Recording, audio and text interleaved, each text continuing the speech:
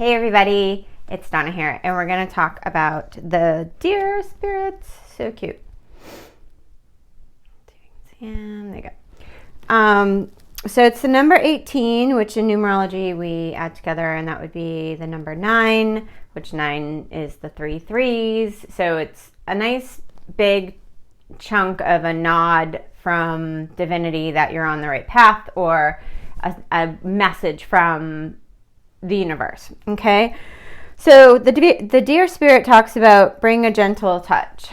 So this is really interesting because as I was reading, I got my own sense of the card, and then I was reading about what the card said, the descriptor, and I just had to do this yesterday. So I have a lot of really pretty trees in my yard, and I don't have a fence in the front, and I was worried because this 3-year-old was in the street by herself, and you couldn't see her. She was in shade. She was sitting right in front of my house.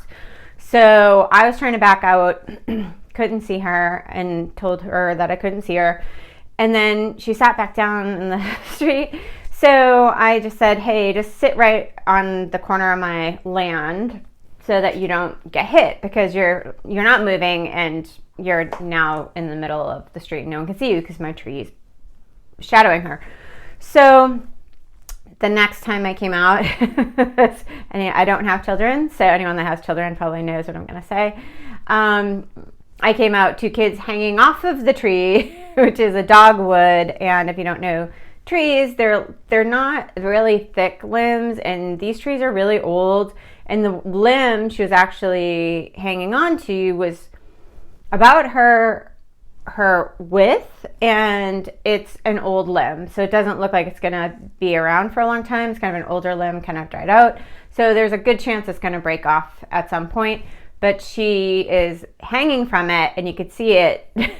It's not going to be a good scene. So then I had to describe to them, and I was angry because I don't have children. I don't let anything that's mine, I don't let it spew into someone else's property, right? So I was frustrated at all the kids, having their little party in front of my house every day, and no one's watching them. That makes me nervous. Then I watch them, and I don't really have time to watch them.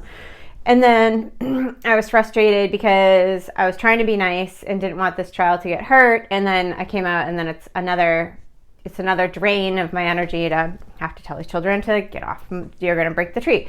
So I had to take a minute, and I took a breath, and I was like, hold on. And I went over and I explained to them about the purpose of trees, and trees create oxygen, and she was saying, oh, I think that everything feels, and I was like, exactly, you're hurting the tree and you're going to break the tree. On top of that, you're going to get in trouble, and then I'm going to be responsible for you getting in trouble when I'm not even here.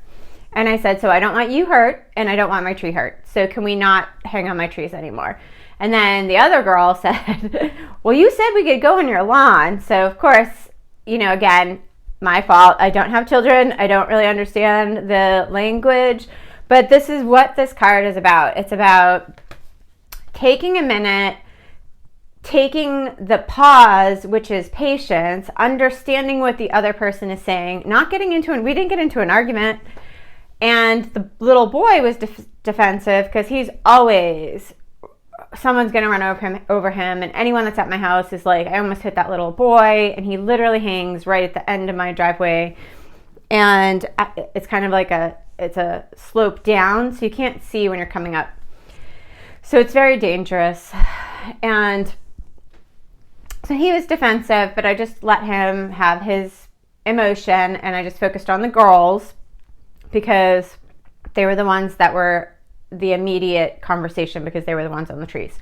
So it's a good example of, even though I'm right in every aspect of what I was saying and about to say, it doesn't matter. The message is going to get lost. And then my interpretation of the conversation we had is different than their interpretation because they're children. And then their interpretation going home to their parents, I'm sure, is completely different than my conversation to them and their conversation to the parents. So I'm sure there's a lot of telephone game in here. And but I had to stay calm because I don't want their children, you know, and it's a really good climbing tree, and that's their perspective. And I would have done the same thing as a child. I probably would have gotten in trouble for being on someone's trees, or somebody would have said, "Get off my lawn." But you have to just kind of, in this time, especially with the deer spirit, is just watch out for arguments you don't need to have. Everybody's kind of on edge. I'm not really going out of my house that much, and every time I do, somebody is aggressively driving, not letting you in. People aren't being polite. You know, it's just everybody's really doesn't know where to put their emotions, so the emotions are defaulting to negative.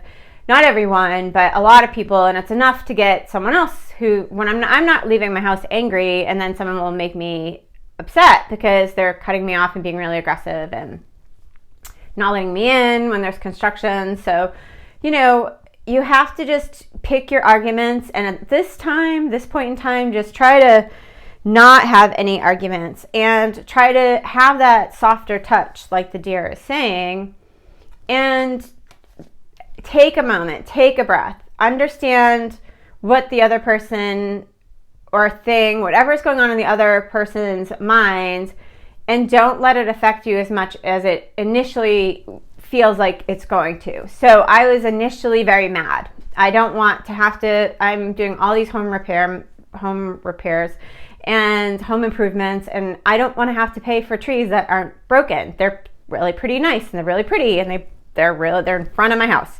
So if something happens to those trees, they have to be a priority because they're in front of my house. So, you know, these are things that have a legitimate reason to be upset and aware, because also these children make me really nervous. There's, you know, not all people are nice, and people hurt children, and, you know, this area actually has a huge rating, one of the highest rankings for the child trafficking. I mean, there's a million things I can go into, but I have a solid case to be mad, but no one's winning out of this. Everyone's just gonna be more mad because everybody's on edge.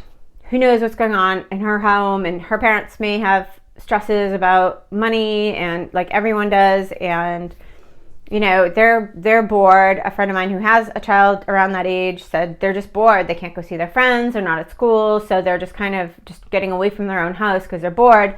And I get that. I remember being a kid and being super bored all the time, so I understand. But try to see where in your life, even if you are right, 100% right in the way that you think, how can you be a little more neutral, not even sensitive. You don't even have to be sensitive to other people's needs. You don't even have to go there. Just be neutral in your approach to a situation or a person or something that's coming up that's making you a little heated, and see what you can do to diffuse the situation. So hopefully this is helpful. I love seeing the deer, and I hate when people get in conversations with me like they're overpopulating everything, because I really enjoy seeing them around here, and they're just so graceful, and they're so sweet, and they all like hang out and wait for each other, and they're just so elegant. I just love them. And when I lived in Ohio before here, my Weimaraner and the deer used to be the same color. And there's one that he went up to nose, and the deer was really confused.